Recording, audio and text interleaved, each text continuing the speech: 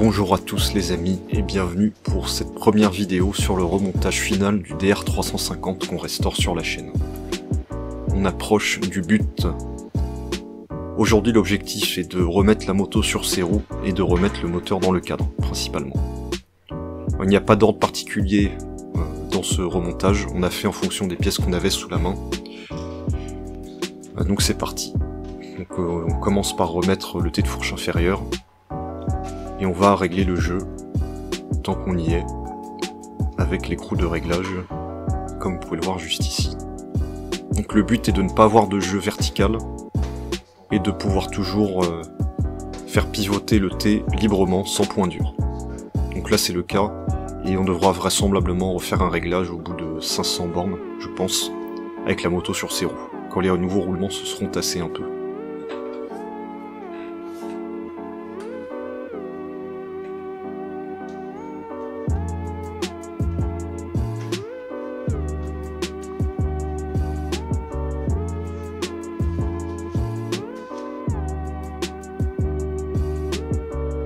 On repose la fourche. Comme vous pouvez le voir, mon acolyte y a mis des soufflets rouges du plus bel effet. Et le but va être ensuite de remettre la roue avant.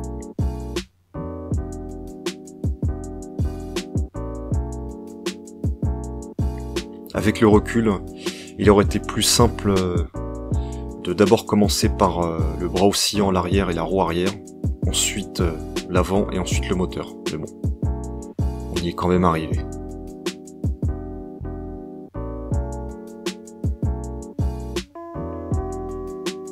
C'est parti pour la pose du moteur. Il est assez léger, il fait moins de 30 kg il me semble. D'autant plus qu'il est vide en l'état. Donc il y a beaucoup de place pour le rentrer, c'est vraiment facile.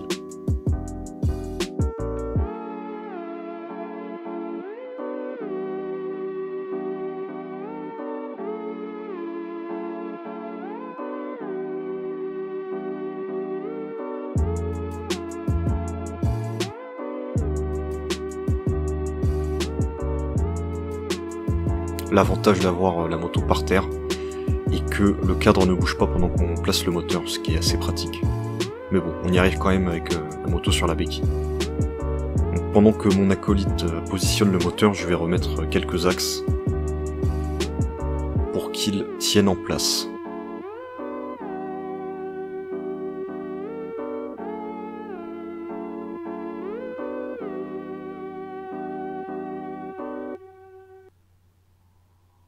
Comme vous pouvez le voir, mon acolyte a aussi, hors caméra, positionné le nouveau phare avant sur la tête de fourche. Ou sur le T de fourche, plutôt. Vous le verrez en action plus tard.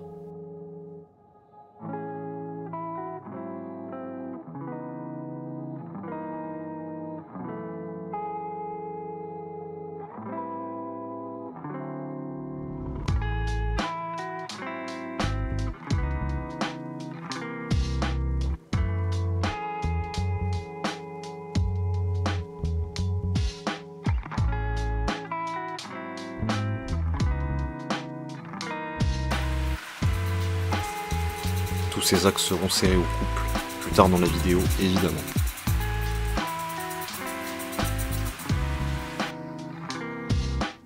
Donc ce support avant n'était même pas en place au moment où on a récupéré la moto, et il s'était resté sur l'ancien moteur, et l'ancien propriétaire ne les avait pas remis sur le nouveau. Donc on va les mettre, c'est quand même mieux.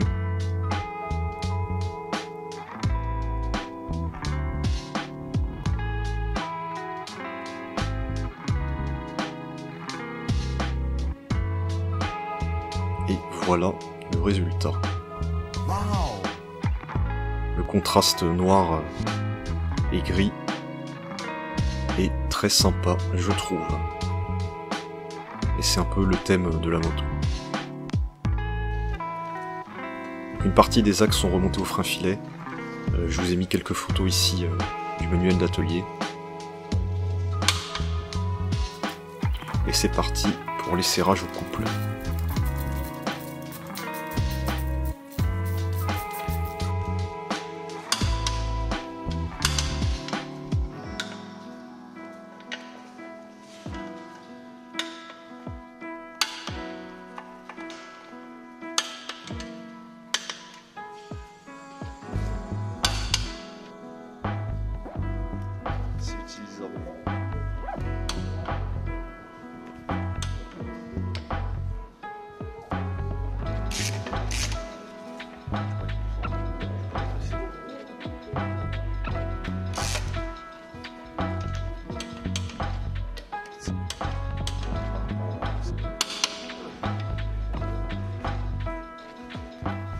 c'est ici qu'on s'est rendu compte que c'était une mauvaise idée de faire le bras oscillant en ce moment, car en fait la moto devient très très lourde et c'est difficile de la porter en positionnant le bras oscillant en même temps, avec le basculeur de l'amortisseur, etc.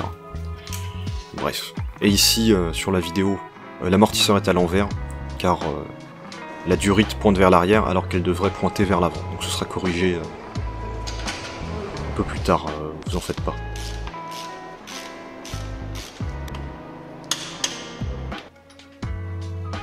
Voilà, ici on voit que la durite pointe vers l'avant.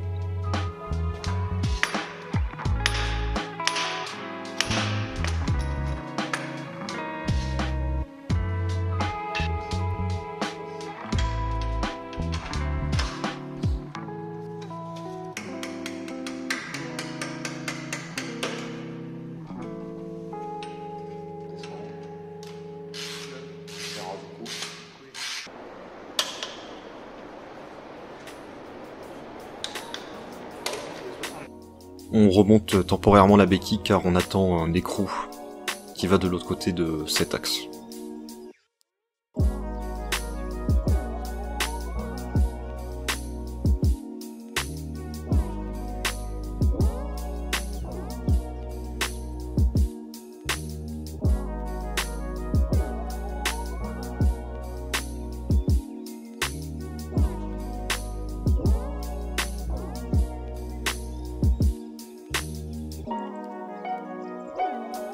Pour faciliter la repose de la roue arrière, vous pouvez écarter les bras du bras oscillant pour laisser plus facilement passer le support d'étrier de frein qui se glisse à l'intérieur.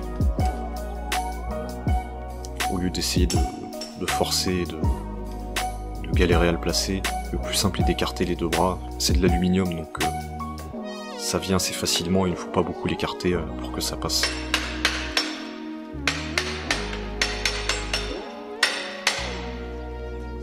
Et l'axe peut glisser par l'arrière, l'axe de roue. C'est assez pratique.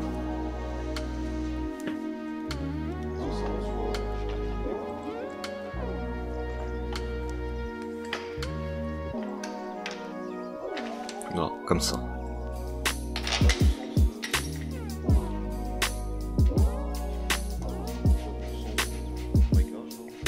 La roue sera serrée sur la prochaine vidéo quand on aura fait la tension de chaîne.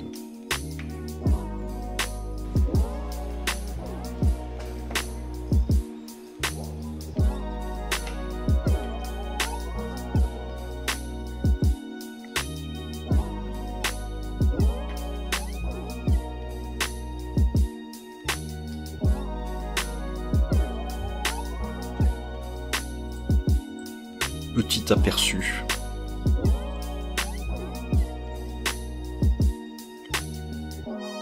On va s'occuper de l'avant de la moto. On remet le guidon pour nous aider à la manœuvrer et on resserre les vis de bride.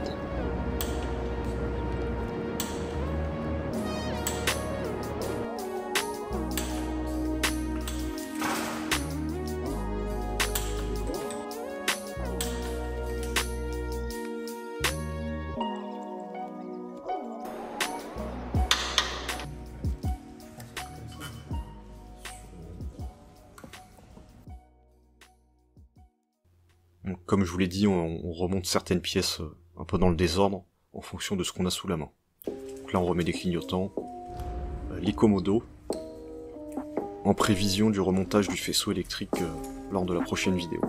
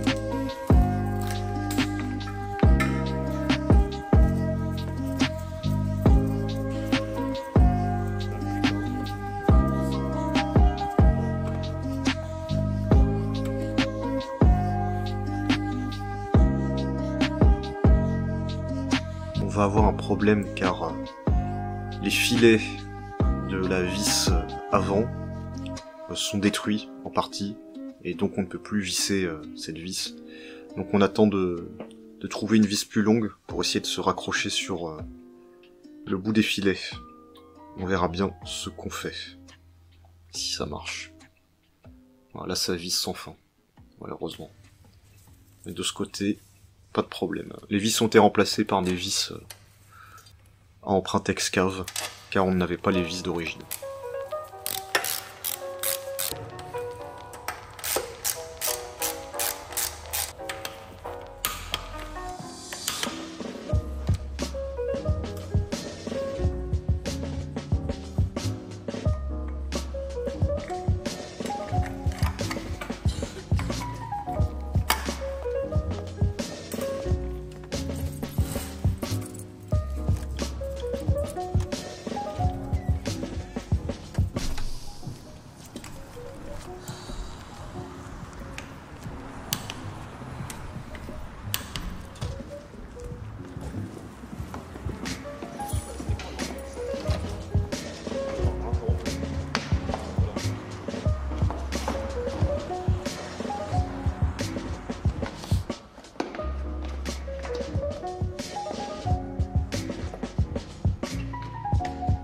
La boîte à air est maintenue par 3 vis, 2 en haut et une à droite.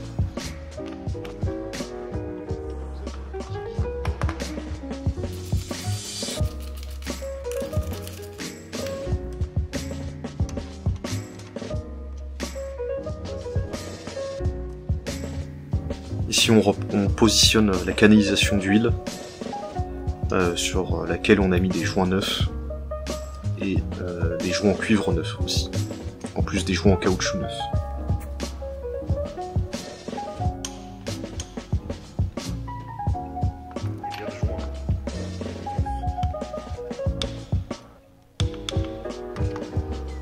Et cette fois, elle ne va pas se vidanger toute seule. Merci d'avoir regardé la vidéo, et je vous dis à la prochaine pour la suite.